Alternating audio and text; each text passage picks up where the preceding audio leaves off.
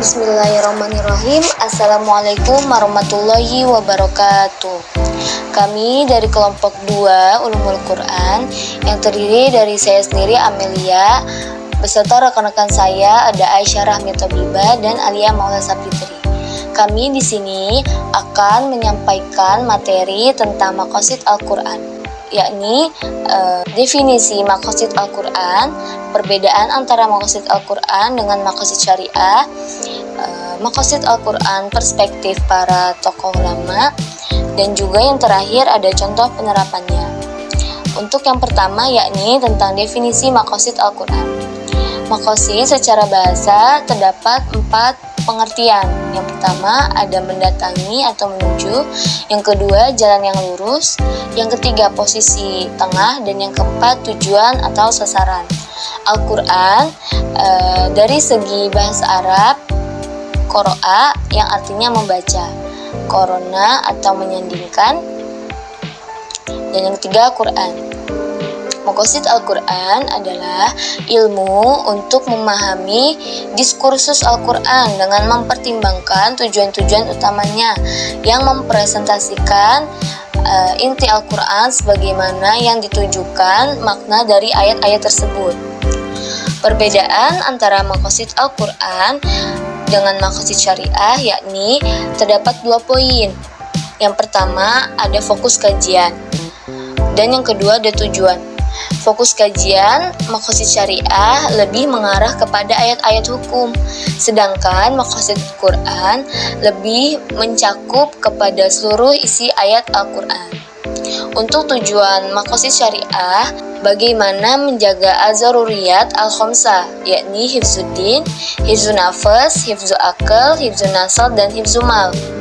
Sedangkan maqasid Quran bagaimana mengkontekstualisasikan makna Al-Quran sehingga Al-Quran itu sendiri tetap menjadi aktual dan relevan untuk masa dan ruang waktu yang berbeda. Persamaan dari kedua disiplin tersebut adalah untuk menggali dan memahami sumber dari ajaran agama Islam demi kebaikan umat muslim dan juga umat manusia secara umum. Maqasid Al-Quran terdapat 2 perspektif ulama, yakni ulama tokoh klasik dan juga tokoh kontemporer. Untuk tokoh klasik ada Abu Hamid Al-Ghazali. Dalam kitabnya Jawahirul Quran, beliau menawarkan bahwa maqasid Al-Quran itu dengan menyeru manusia kepada Allah, yaitu dakwatul ibadah ilallah. Dengan yang pertama menjelaskan zat-zat Allah, yang kedua menjelaskan jalan lurus yang harus dilalui seperti apa untuk bisa mengenal Allah.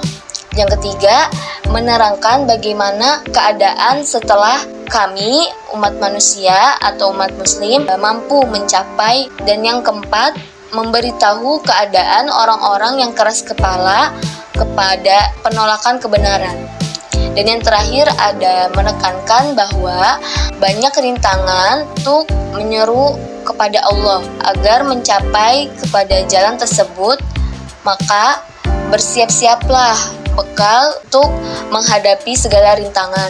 Maqasid Al-Quran menurut perspektif tokoh kontemporer yakni ada Ahmad Ar-Raisuni. Beliau menawarkan bahwa maqasid Al-Quran juga memiliki 4 poin. Yang pertama ada tauhid, yaitu bagaimana kita mengesahkan Allah. Dan yang kedua ada hidayah, bagaimana Al-Quran memberikan petunjuk bukan hanya perihal tentang dunia, melainkan juga tentang perihal agama maupun akhirat. Yang ketiga ada tazkiyah dan taklimul hikmah, yakni bagaimana manusia mensucikan jiwanya, yaitu jasad dan ruhnya.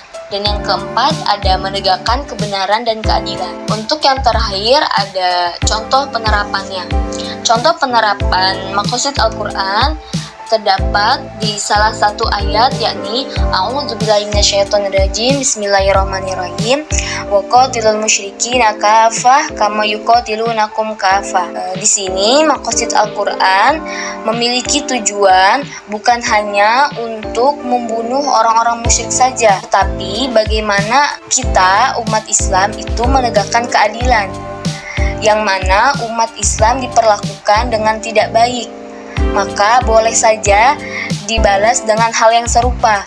Dengan menggunakan maqasid Al-Quran ini, kita mengetahui penafsiran yang ditawarkan atau yang dihasilkan bisa bersifat aktual dan tidak stuck pada satu sisi saja, melainkan juga bersifat kontekstual.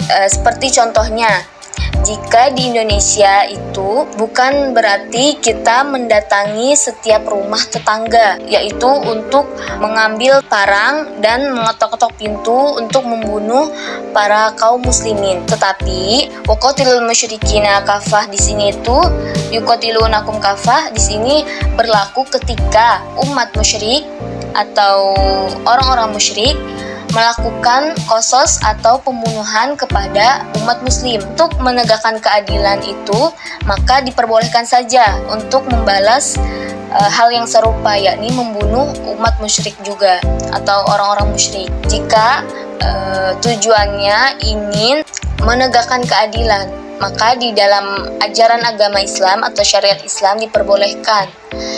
Tetapi jika bukan unsur menegakkan keadilan, maka tidak diperbolehkan atau hukumnya haram. Mungkin cukup sekian pemaparan materi dari kelompok kami. Kurang lebihnya mohon maaf. Billahi taufiq wal hidayah. Wassalamualaikum warahmatullahi wabarakatuh.